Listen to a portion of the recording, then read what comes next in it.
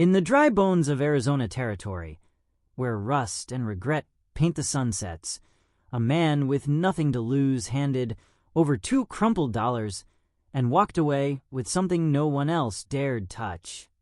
The sun hangs low, orange and bloodshot, casting jagged shadows across a broken wooden sign that reads Red Hollow, Est 1839.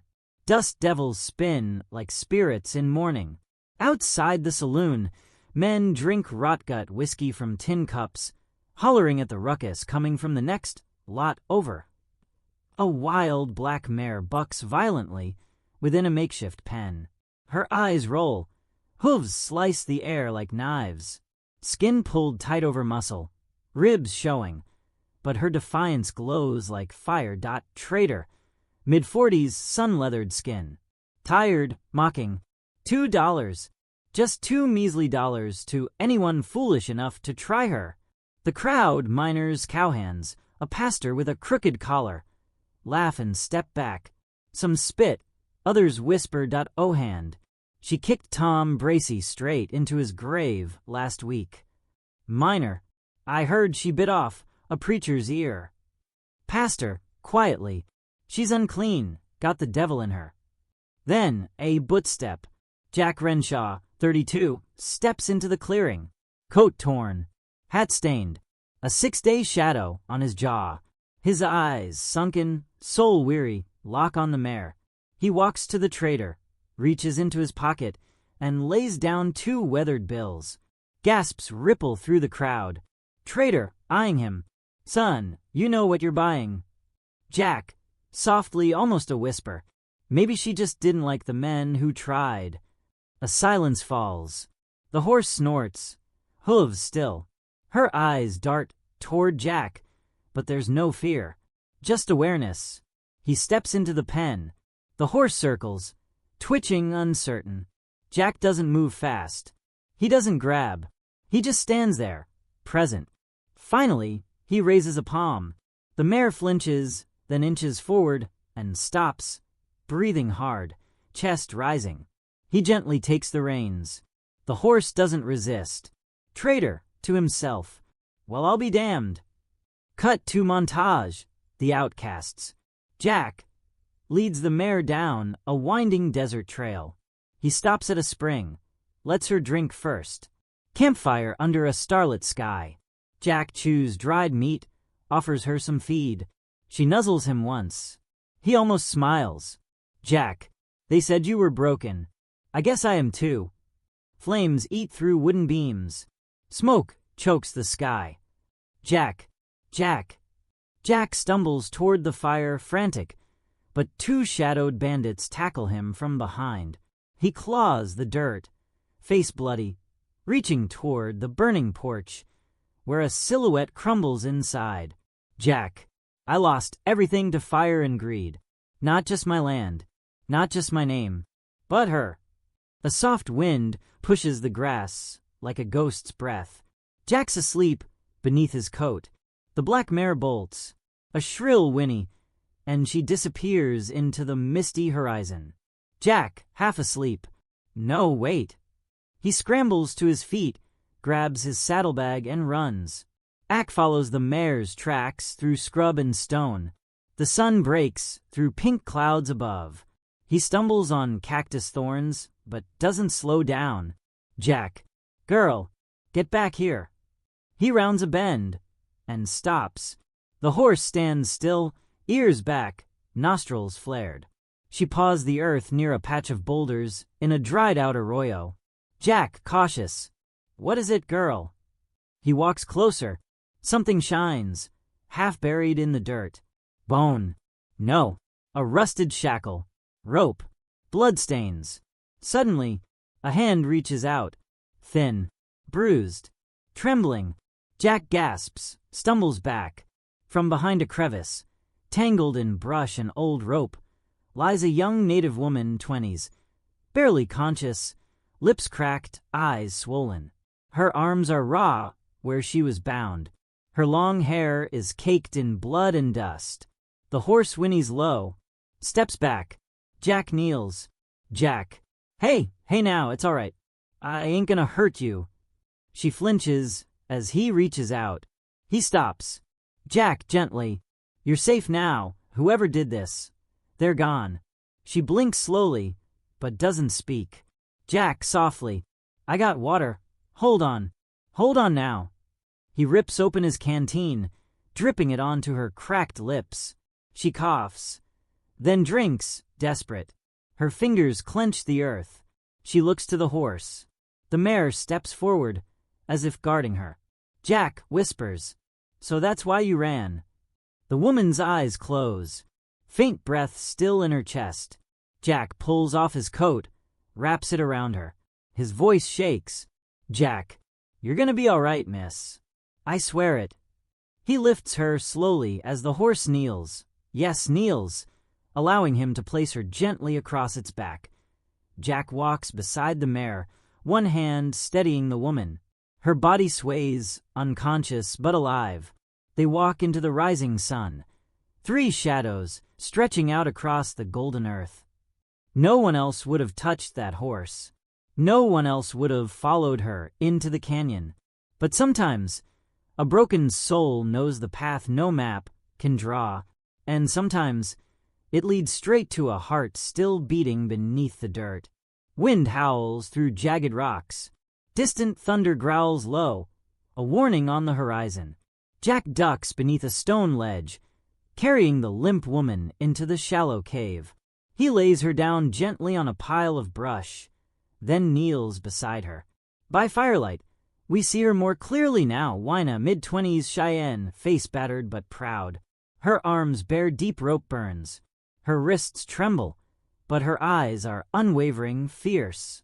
Jack, gently pulling out his knife. "Hold still. I'm gonna cut these off." She flinches as the blade nears, but says nothing. Her muscles tense. Jack slices the bindings free with care. Jack, awkward, low. "I ain't gonna hurt you. You got my word." Wina, cold, eyes locked on his. "Your word is nothing." A beat. Jack, exhale. She didn't need saving. She needed truth, and that was something Jack had buried deep beneath his shame. Jack takes out a flask of clean water, offers it. She pushes it away. Wina, flat. "Where's your rifle?" Jack, startled. "What?" "WNA. If you're going to trade me back to them, might as well shoot me now." Her voice is steel. Jack looks down, shame flooding his features. "Jack, I ain't trading nobody." She doesn't answer, but her hand lingers near a sharp stone, just in case. N of them, weaving through the trees like fireflies in pursuit, the quiet crackle of branches being crushed under boots. Wina sees them before Jack does. She bolts upright, staring toward the trees. Wina, tense. "They're coming." Jack, "Who?" Wina, darkly. "The men who took me. They want what I know." Jack stands, peering toward the lights. He tightens his belt and grabs his revolver. Jack, firm. Then we run. Montage. Flight through the wilderness. The pair dart through a grove of twisted cottonwoods, boots splashing through shallow creek beds. They cross a river at midnight, shivering and soaked. Jack leads the mare carefully over slick rocks. Rain begins, slow at first, then drumming in sheets. They find refuge in a shallow bear cave, dripping and exhausted, steam rising off their bodies. Inside, Jack builds a weak fire. Wina wraps her arms tight around herself, teeth chattering, refusing the blanket he offers. They sit in silence, storm pounding outside like war drums. Yon pass, next day. Thunder still murmurs above. The sky, low, gray, alive with energy. They ride through a narrow redrock canyon. Wind whistles unnaturally.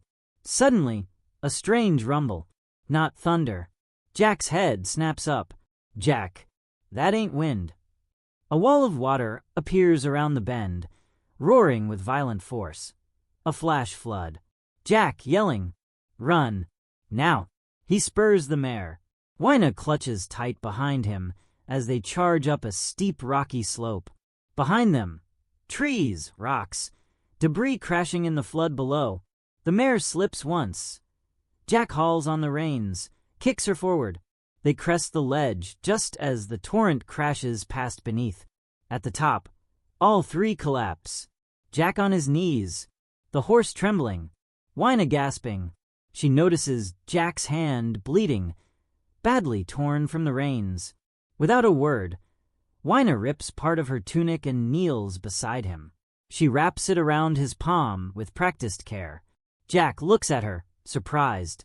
No words, just a glance, a flicker of trust, a spark in the ash. Campfire night. The storm has passed.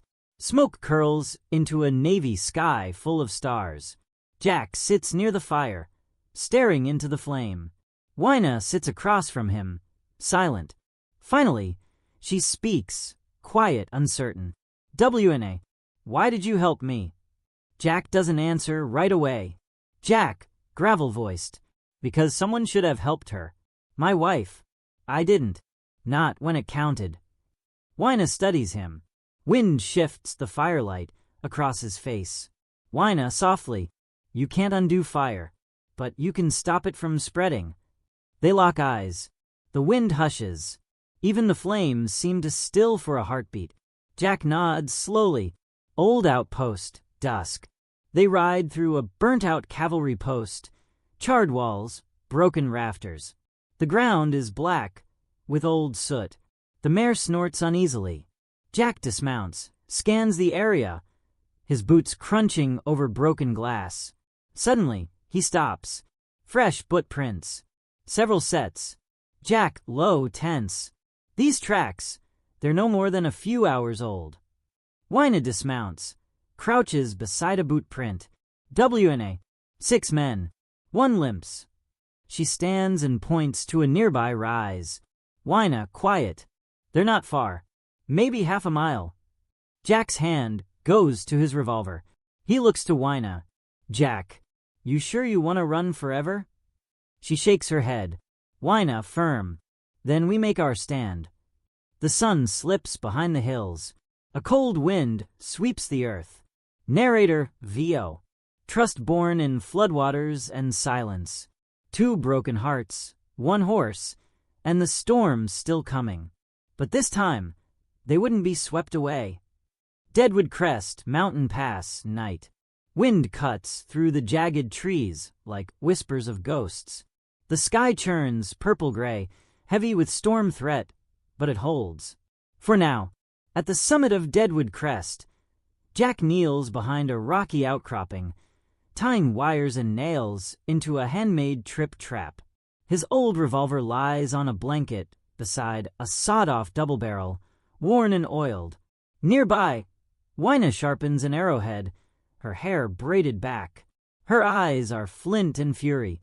She checks the bow's tension and lays out 4 more arrows with calm precision. The black mare paces slowly, alert, ears twitching. Narrator VO. They were not warriors by birth, but pain sharpens resolve, and sorrow breeds fire. Jack wipes sweat from his brow, then pulls a small locket from his coat pocket. Inside, a charred photo of a woman, edges curled from heat. He stares at it for a long moment, then closes it and pockets it again. Jack, quietly, "Let's finish this." Climactic showdown night. Silence. Then, branches snap in the woods below. 6 figures emerge, bandits with rifles, torches, and blades. They fan out, moving tactically. 2 up the western slope, 2 along the trees, 2 approaching center from the trail. One man wears a cavalry officer's coat, though clearly stolen. He leads them with cruel eyes. Briggs, the one who took Wina. Wina, from her perch above. Briggs. "Jack, you got the first shot." Wina nods. Her bow rises. Whoosh, an arrow flies. Thud. One scout collapses silently, torch falling. The others panic. Briggs yelling, "Fan out. Find him." Jack fires. Hits a lantern near a set trap. Humph. The oil ignites. A blaze erupts, blinding the attackers. One screams, staggers backward into the spike trap. Another opens fire wildly. Jack dives for cover, rolls between two boulders, fires again, drops a man mid-sprint. Wina fires another arrow, grazes a bandit's leg. He stumbles toward Jack. They meet in close combat. Fists fly. Jack elbows the man in the jaw. Gun clatters. A second bandit charges Wina. She dodges, slashes with a skinning knife. Blood spatters stone. Jack runs low on bullets. One bandit tackles him to the ground. They tumble close to the ledge. The bandit pulls a knife. Jack blocks with his forearm. Blood pouring, then headbutts him. The two struggle until Jack throws the man off. He falls screaming into the ravine below. But Jack slips, dangling off the cliff edge, fingers clinging to rock. Jack gritting teeth. No, not now. Suddenly, Wina's hand reaches down. Wina, give me your hand. Jack grabs her wrist.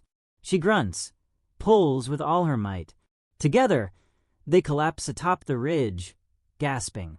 The rest of the bandits lie motionless. Flames flicker. Smoke curls into the sky. Later that night, the ridge is quiet. Bodies smolder. The last crackle of dying fire is the only sound. Wina stands at the edge, staring into the darkness. Jack joining her. You all right? Wina. They wanted to trade my life for land. Maps drawn with lies. She drops a burned map from one of the bandits. Its edges showing tribal borders erased, replaced with mining stakes and fake treaties. Jack, bitter. Then let's redraw the lines. They stand in silence. The mare walks to them, slow and steady. Her coat glistens in moonlight. Jack pats her side, eyes full of gratitude. Jack, to the mare softly, you're worth more than $2. Hell, more than most men I've met. Wina smiles faintly, ridge overlooking the plains, morning. The world glows gold as the sun lifts over the horizon. Dust rises from far trails below. Jack and Wina stand side by side. She's saddled the black mare, a small pack, a bow, and her dignity riding with her. Wina, quiet. My people are east. I can make it. Jack nods. Jack, you'll be safer without me around. Wina, you're not the man they said you were. Jack says nothing, only watches her mount. She turns the mare toward the east and rides slowly away. Jack stands alone, the rising sun warming his scarred face. He turns west, toward the Badlands, the unknown. Some journeys don't end in embraces, but in quiet reckonings. He saved one life, and maybe, in doing so, salvaged his own. In a land where freedom was bartered and trust was scarcer than rain, it took a wounded horse to lead a wounded man to what mattered. He bought a beast for $2 and uncovered a truth no coin could ever hold. If this story stirred something in your soul, if Jack and Wina reminded you of the courage to heal, or the strength to stand when the world wants you broken, drop a comment below. Would you have trusted her? Would you have followed that horse? Tap the like button to honor the quiet warriors of history, and subscribe for more untold stories from the forgotten frontier. Until next time, ride hard, live honest, and never look away from what others call broken.